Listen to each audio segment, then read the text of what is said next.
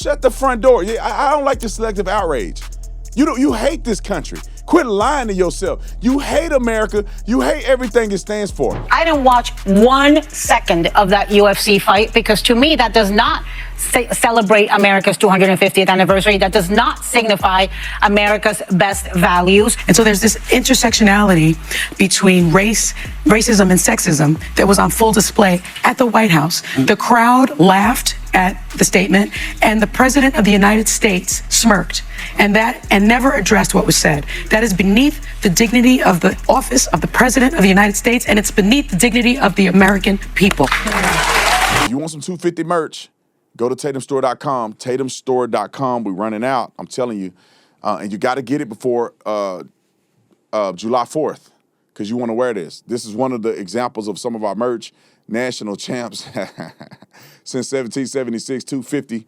We got some other cool ones on the website. We got hats, everything. So go on there, get you some 4th of July merch. You got to get it now so we can ship it to you before 4th of July so you can wear all your merch and be excited about the great things of the United States of America.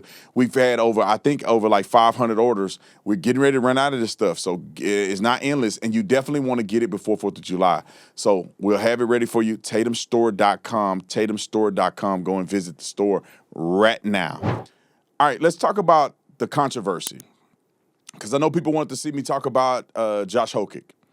Let me play the clip that he did, and then I'm going to talk about it. Roll the clip. Hey, shout out to Trump for having the balls to put some like this on. And if I'm gonna say anything, there's only one person more incredible than the Incredible Hulk, and that's my Lord and Savior, Jesus Christ. Now listen, Alex Pereira, I want a shama on your mama. And lastly, Michelle Obama is a man. Am I right,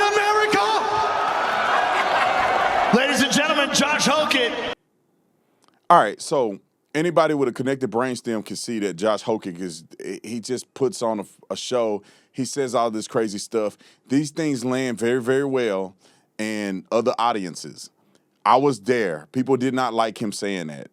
You know, Donald Trump, I think, took the thing off when he said it. Donald Trump does not stand by any of those comments. It's a one fighter that decided to say it. I don't really like that he said it at that venue. If he was at the UFC in Vegas, the crowd would have roared. Everybody would have had a good time. That's who that guy is. But you know, these dumb nut jobs decide to not talk about all of the incredible patriotic things that all the fighters did, even the fighters who were not from America, show respect and dignity to the office of the President of the United States being at the White House on his birthday. But you know, the dumb knuckleheads had to make a thing out of Josh Hokick. The MAGA Republicans and people that were there were not supportive. It was a couple people cheering a little bit, but most people thought it was off-putting. And I wish he wouldn't have said it, and I think it was wrong to say it in that venue. He has a right to say whatever he want to say, to do say the craziest things that you ever hear in your life, but that was the wrong venue to say it. And that has nothing to do with Donald Trump. It has nothing to do with the UFC. That guy decided to make that one statement. You won't see nobody else supporting it. You won't see a single person coming out and saying, yeah, Josh Hokick, thank you for saying that. And I don't blame him because that's his persona. But the dummies got to act like he just shot somebody. Roll the clip. There was also one fighter who used his victory speech to make a derogatory slur against former First Lady Michelle Obama. Derogatory. Hold on, time out. Is derogatory a word? I thought it was derogatory. Maybe it's a new word that just came out. Derogatory. I don't know. We're going to look it up because I don't think she knows what she's talking about, but I could be wrong. Finish the clip. What did you make of yesterday's event? I do want to address the derogatory slur made about the former First Lady Michelle Obama, because I think it's important to address. And we won't dignify what was said by repeating it, but you should look it up. And I think the reason that it's important is because for a long time, and the roots are in slavery, Black women have been slurred and made to feel that they were unattractive, made to feel that they were masculine, made to feel that they were they didn't have the femininity that a white woman would have. And so there's this intersectionality between racism and sexism that was on full display at the White House. The crowd laughed at the statement, and the President of the United States smirked, and never addressed what was said. That is beneath the dignity of the office of the President of the United States, and it's beneath the dignity of the American people. Talk about now they didn't care about America, America's dignity. That hoochie mama didn't say nothing when that tranny pulled them fake breasts out and exposed them on the same lawn. She said nothing when them two gay dudes was bumping and grinding, pumping and sweating in one of the buildings, one of the government buildings. They on camera doing real engagement. And she didn't say nothing. She had no problem with the dignity and all this other stuff that she's saying. So shut the front door. Yeah, I don't like the selective outrage. You hate this country. Quit lying to yourself. You hate America. You hate everything it stands for. And let me say something about the masculization of black women. Michelle Obama is not very good looking. And let's keep it real. She looked like a man. She walked like a man. And she may not be a man, but she ain't cute at all. Melania Trump is beautiful, elegant, everything. And they won't even give her flowers. But trying to act like it's a black thing. Michelle Obama, it's a lot of good-looking black women in this world. Michelle Obama ain't one of them. I think, no homo, Barack Obama looked better than Michelle Obama. If you ask me. And he a man. He put a wig on. He'll be way good-looking than she is. But that just is what it is. God made you that way. They don't make her a bad person, which she probably is a bad person. She hates this country just like the rest of them. But quit act like this about race. Demasculation of black women. Shut the front door. Black women, a lot of the ones that look good, they look good. Y'all ain't talking about none of the ones that everybody talking about. The booty and all that other stuff. Ain't nobody mad at black women and say nothing. It's just if you ugly, you ugly. Hey, come on. All right, roll the clip. I'll tell you, I didn't watch 1 second of that UFC fight because to me that does not America. Celebrate America's 250th anniversary. That does not signify America's best values. Yes, it does. And I'll tell you, he is so obsessed with the Obamas. They live rent-free in their head. But I'm going to tell you how I'm going to celebrate the 250th anniversary. Number one, I am going to, on Thursday, is the opening of the Obama Center in Chicago. And so time out. What is this? They didn't spend all that money to put that ugly building in Chicago. Barack Obama didn't do nothing to improve Chicago as a senator, and he didn't do nothing as a president. Chicago has never benefited from Barack Obama. He was a person, and I'm gonna tell you this. Let me tell you this. Did you know that the residents of Chicago did not want that ugly thing in Chicago? They did not want money spent to put that ugly museum in Chicago. Barack Obama has no real accomplishments for the black community and nothing that you can point to that benefited Chicago. He don't even really live in Chicago. Does he? No, he does not.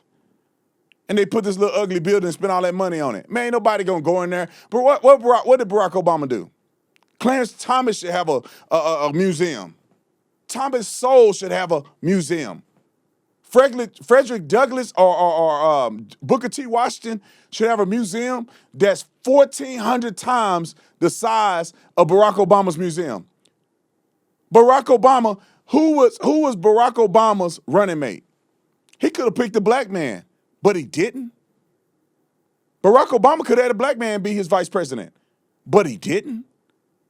Remember when Kamala Harris stealing the black identity to try to say, I'm the first black. Who she pick as her vice president? Who she picked to lay up with and marry? White man. White man. White man. White man. White man. Quit letting these people trick y'all. Finish the clip. The live stream.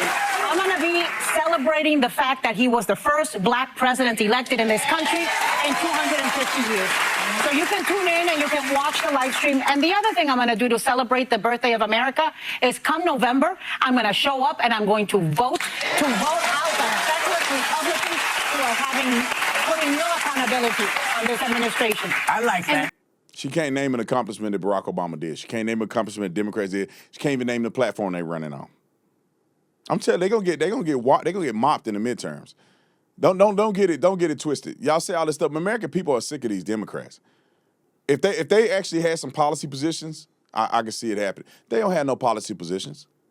Let me just give you an example of let me see Dave Portnoy and what's the other guy? Shane Gillis. I want y'all to hear what Shane Gillis had to say about the Josh Hokett comment, because this encapsulates the people that love America, that are conservative, that was at this event, that supported this event. Listen to what they had to say about the Hokett comment, and then we're gonna move on. Roll it. Hey Shane, how'd you enjoy the night, man? It's pretty cool. What do you think of Josh Hokett's joke? Can you please? What do you think of him saying Michelle Obama's a man? I didn't love that. Didn't love it? How come? Why did you think? A lot of people have said the opposite. That's why I don't like that. Trump's job. Yes, we're all good. We're all good. Let's go to Dave Portnoy. What do you think? There was one moment I do think Trump has to denounce, and anybody associated with it has to denounce, and that's that crazy fighter guy. I don't even have his name up here, but he won the fight. He took the microphone and he made a derogatory comment about Michelle Obama. To me, that on the White House lawn. Now, these are UFC guys, all right? They're crazy. They're idiots. You have Sean Strickland, who's one of the craziest people of all time, to the point you can't even pay attention to what he says snuck in. But when you have that on the White House lawn, on an event you put down, I don't care what you think about the Obamas or anything, that has to be an immediate denounce. Like, wrong, doesn't speak for me. I have no problem with the event. I guess you run that risk because these guys are lunatics, but that was the only thing. If Trump should... Dave, I got to say something about Dave. Dave, stop it. To say that Hokett is a lunatic, he is a lunatic. But to say that the fighters are lunatics, you're a nut. That's nutty. Have you ever met any of these guys? Many of these guys are incredible patriots. Many of these guys are great people. They just got enough, you know what, to get in the cage and fight. Which I bet you Dave Portnoy would never say that to any one of these guys to their face. Not one of them. Even Sean Strickland, as crazy as he get, he will whoop the socks off of you. So you might want to watch what you say and be a little bit more respectful to all the other guys. Let's go to Bo Nichols real quick, because this is the exemplification of what the night really was about. Every fighter had something to say very similar. Even a fighter that wasn't even an American fighter, he came on and gave a altar call. Talk about Jesus Christ and turning your life over to our Lord and Savior. But this is Bo Nichols, one of the biggest patriots, one of the best fighters to ever fight. Roll it. First and foremost, got to thank President Trump for making this happen. Thank you, Dana, all the UFC, everybody. This is unbelievable. It takes such a special person to be able to have the balls to do something like this, and I have so much respect for him. I've had that for a long time, and I'm just grateful to be here, grateful to be a part of it. And I visualized about 100 different ways to finish that guy, and that was one of them, and it worked out, and I'm just grateful. But they won't play him. They won't play Bo Nichols. They won't even talk about him. And I will reiterate this, and then we're going to get on to the terrorist attack that was thwarted, that could have taken my life. This was the most patriotic event that I've ever been to in my life. Everything was methodically patriotic. You're talking about the Purple Heart recipients, some of the men that have given all their entire life to serving this country and freedom. Wounded in war, they walked every fighter out. Some of the veterans, one was 100 years old, decorated, and they walked those guys out. They won't play that part. Between every fight, there was a mention in a short film that depicted the history and the legacy of the greatness of the United States of America. Every poster, every flyer, every intentionality of everything that happened at that fight was patriotic. The flyover, the President of the United States, the American dream, the history of what American exceptionalism is, having Dana White and President Donald Trump there, it was the most epic, the most heroic. It was the greatest event that I've ever been to in my life. And I want to give a big F you to everybody that had a problem with it. Screw you. everything you stand for. Go cry yourself a river. This was the craziest, exciting, dynamic thing I've ever seen. I don't know how they were able to put that thing together. Fireworks, the fireworks show at the end. I mean, you name it. It wasn't a drop of rain. It was Donald Trump's birthday. He signed an Iran deal. You name it, it happened on that day. And screw everybody who had a problem with it. You just mad because you wasn't there. And you mad because you hate America and you want nothing to do with American exceptionalism. So screw yourself. All right, let's get to the terrorist attack. I had to get it out of my chest. All right.